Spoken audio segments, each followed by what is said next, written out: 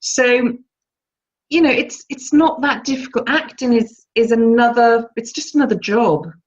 It's just very much more visible than the majority of jobs we have. That's all. Yeah, well, yes, a lot more visible. That's for sure. Speaking about work as an extra, is it all glamour being on the set with all these famous people, and what's the reality? What's it actually like? Well, it's not very glamorous at all. It's a lot of sitting around, and if anybody has ever watched the David Brent sitcom Extras, it's not far from the truth. There's early mornings. You are the lowest of the low in terms of the hierarchy on a set, but it's great fun. If you just sit quietly and watch and learn, behave. A lot of the time you're sat in the green room, so always take a book with you. I read lots of books when I was doing that. But you meet some great people. I met David Tennant and Olivia Colman while I was doing Broadchurch, and you asked about, is it glamorous? No, it's not. I met David Tennant whilst we were sat side by side in the makeup truck. He was having a shave for the part, and I was getting my hair scraped back. And the one bit that I always remember about being on Broadchurch is it was filmed in HD. The very first series was filmed in HD. And I'd gone in on the first day, and I was due to get my hair done the following day and get my colour done and my roots covered up. But because I was doing some filming the following week, they told me I wasn't allowed to get my hair changed because it was filmed in HD, and it would be picked up that my roots had changed colour. So I then had to go a whole week without having my roots covered up. And it was so painful. But it's little things like that that got me the reputation. I turned up, I had the same clothes because you have to wear the same clothes. They don't film in sequential order. That we had the same hairstyle. So, of course, they knew I turned up. I hadn't gone and had my hair dyed because I was filming the following week. They could put me straight back in where I needed to. They didn't need to reshoot any of the shots or any of the scenes I was in because I hadn't given them a cause to have to change things. There was somebody else there who actually had their hair cut quite radically, and it meant that they couldn't use any of their previous footage. So it's little things like that you might think they're really inconsequential, but they have a massive impact on the production budget, and on the time scales. So little things like that help to build your reputation are what get you the jobs. Yeah. And it's a great example of how it's the tiny little things can have a massive knock-on effect. Even as you described, the little things that seem inconsequential that you wouldn't even think about, and they can have massive impact further down the line. Exactly. Wow.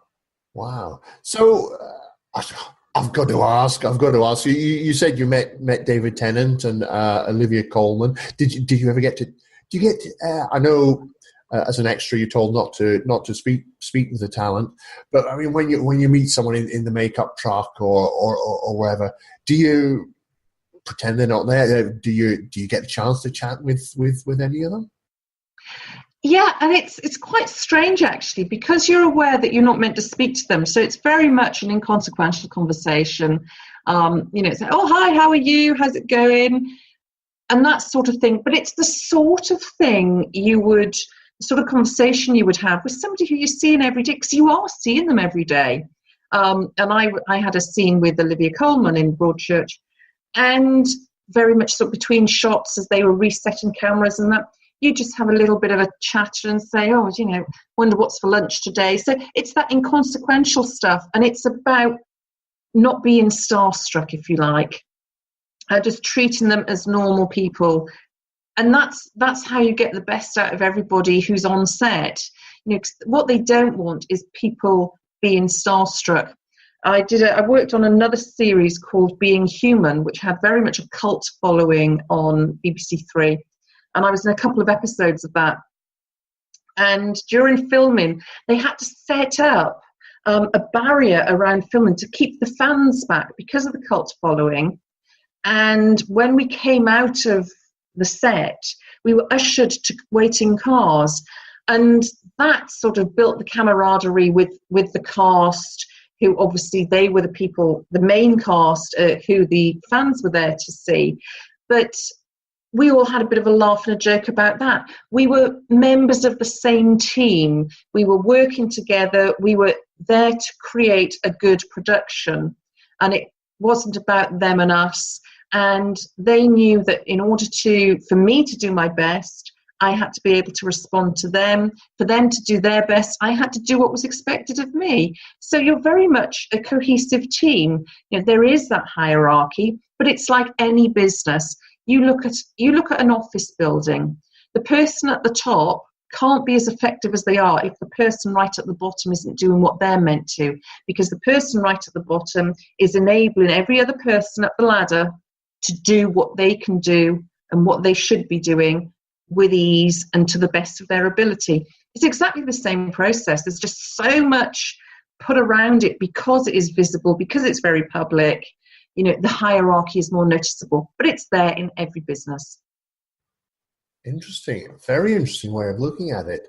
I like that. That's a really nice way of looking at it.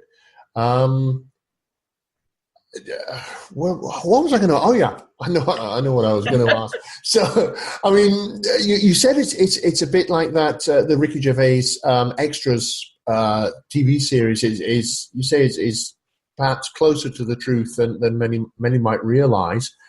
I mean, have you got any particularly amusing or entertaining anecdotes or cringeworthy ones that come from your Extras time, or did you manage to kind of steer clear of all of that stuff and remain professional?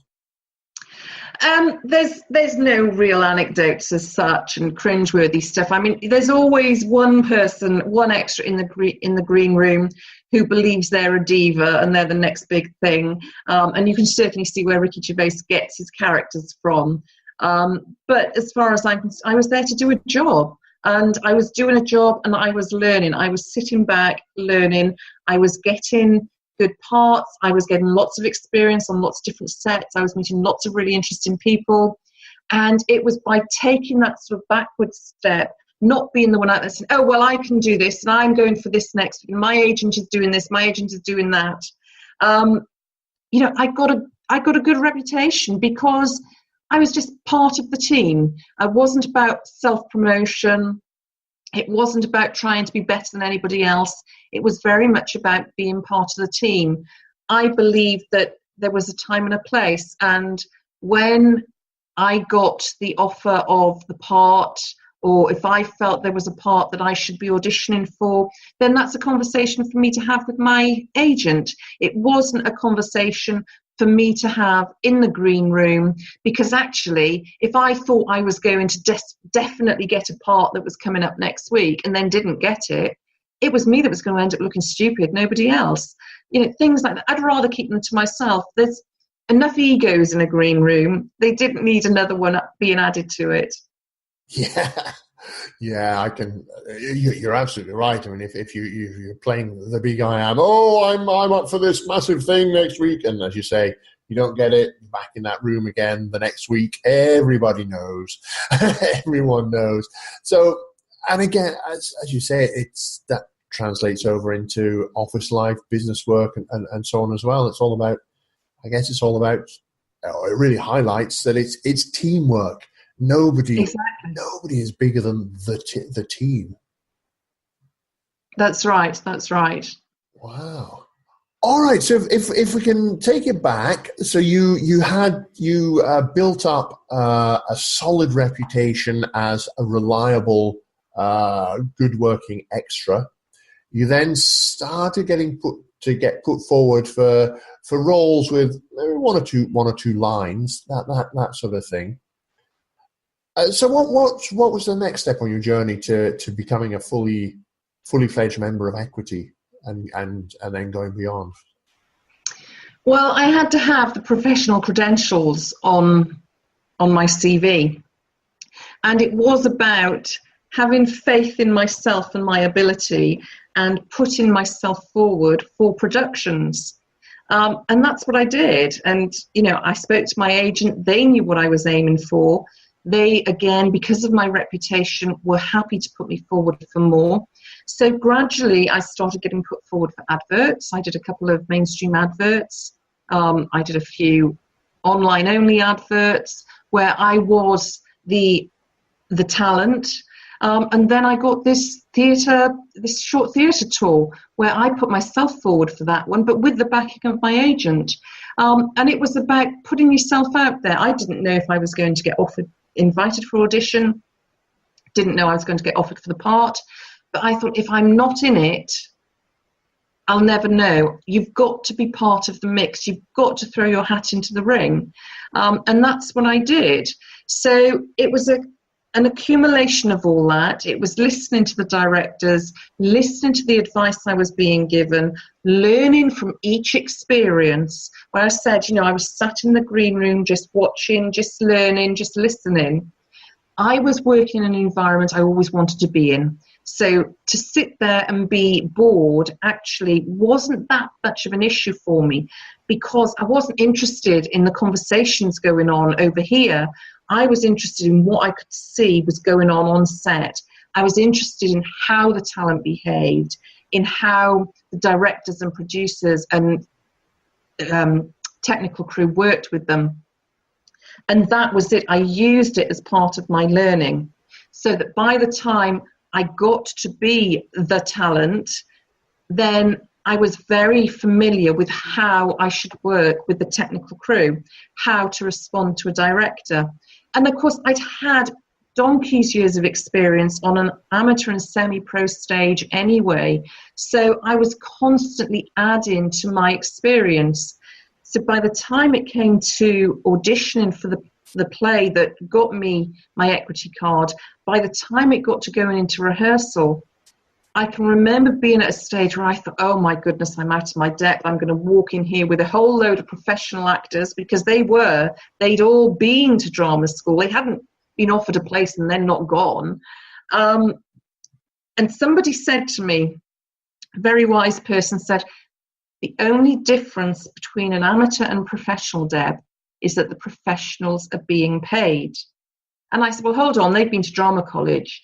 And he said to me, yes, but you got offered RADA, and you actually, at that point, I had about 30 years worth of actual experience under my belt, having worked from the ground up as a child, taken on massive roles as I got older.